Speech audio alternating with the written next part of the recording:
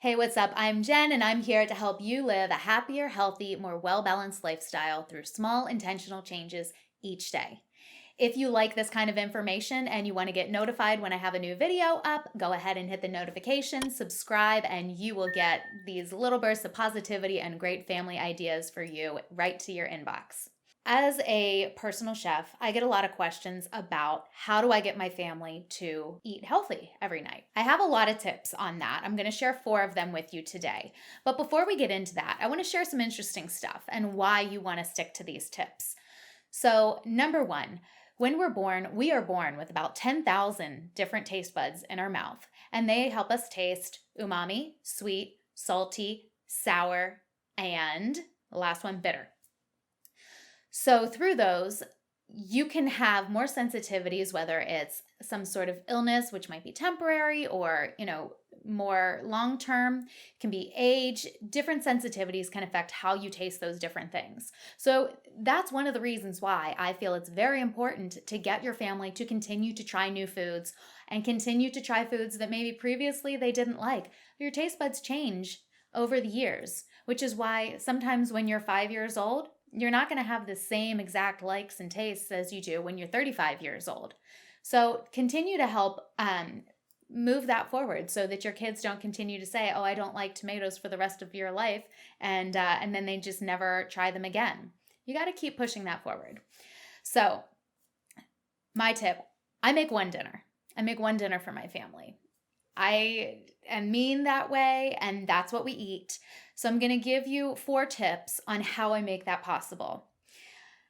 My husband can tend to be a little on the pickier side as well as one of my children.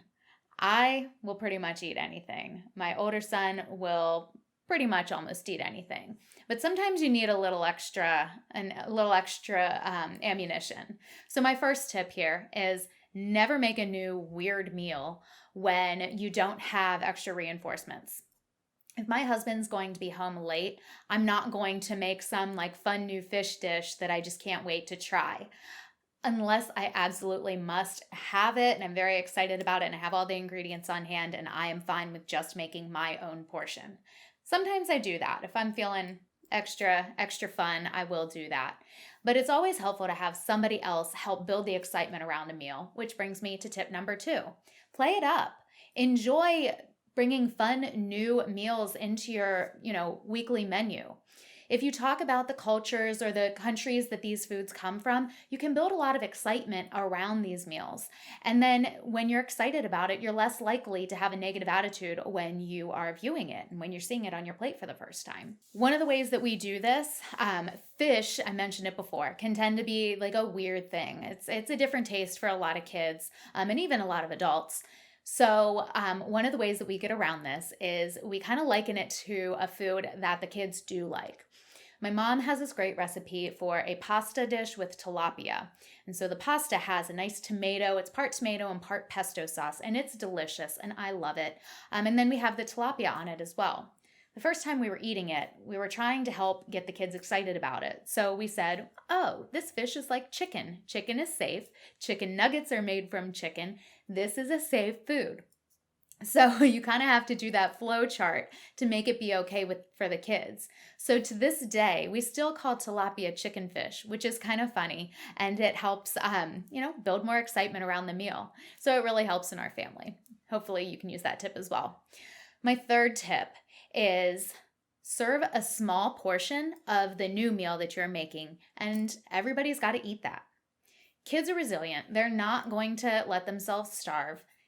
My rule is you have to eat that small portion. If you like it and want more, you may have more. If you eat it all and you don't like it, then you can clear your plate and you can fill out the rest of your dinner with a safe meal. So maybe it'll be something like peanut butter and jelly, or they can heat up a couple of chicken nuggets or something like that. Bonus points if they can take care of it on their own, because then you don't have to do anything else. And they start to understand, if I don't want to put in the effort to make my secondary meal, then maybe I'll just suck it up and eat this food. And hey, maybe it won't be so bad. But at least you're getting them to try something new and getting them, accustomed to new different foods and not getting stuck in that same rut. So that can be very helpful. My fourth tip, and I know I will catch flack on this, but bargains and bribes. It works. I've done it. Sometimes kids don't get to make a lot of choices on things on a regular basis. You're telling them, wear a sweatshirt, it's cold outside, you've got to get your schoolwork done, you've got to do this, you've got to do that. And they feel like the one place that they have control is in their eating. So sometimes they just want to have that control and exercise it over. No, I'm not going to eat this. And that's where it's going to come out. So to preserve your family sanity, if you say something like, if you eat these 2 little pieces of broccoli, not even the whole plate, 2 pieces of broccoli, then you can have a scoop of ice cream later, or you can have 15 minutes extra screen time. And they do it. That is totally fine. And I'm okay with that. And I think that you should be too. Preserving family sanity, especially given these times, has to be front and foremost. So give yourself some grace, give your kids some grace, and don't push the issue like crazy. Just everybody's got to eat, and they'll do it. So these are my tips on how I get my family to eat healthy meals each week, and I hope that they help you. Does that help you? Let me know what you do in the comments. Let me know what you do to help your family stay healthy and try new foods and get excited about new different things. So leave a comment below and let me know what other kinds of things like this you would like to see, any kind of tips to help family stuff go a little bit smoother, and what kind of info you'd like some tips on next week. I hope this has been helpful for you. Go ahead and subscribe and hit the notifications if you liked it, and I will be back next week with some more fun tips to help you live a happier, healthier, more well-balanced lifestyle. Thanks so much. Take care.